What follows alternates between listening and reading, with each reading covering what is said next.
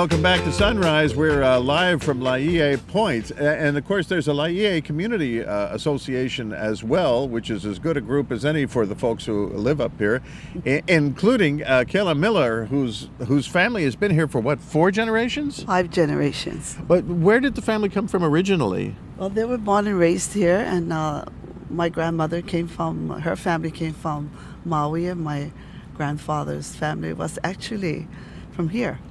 And so much has changed in the last few decades. Actually, just in the last 20 years, so many more people, among other things.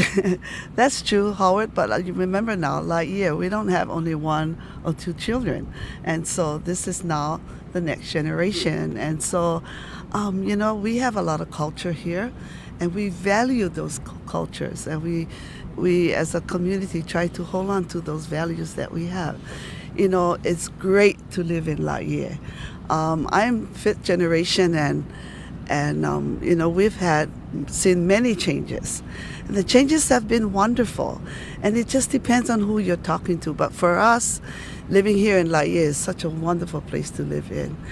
Right here at this point, when I turned 60, I jumped off that point, just to prove that I could do it and still do it, even when we're 60. And who knows, maybe I'll do it when I turn 70, which is next year. So, we have great projects that are happening now, the new hotel. We also have, the service station that's going to be coming up, McDonald's. All these things have been great for our community. Do most of the people still all know each other?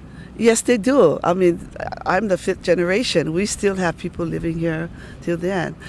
Even with PCC, the Polynesian Culture Center, I was one of the original cast there in 1963.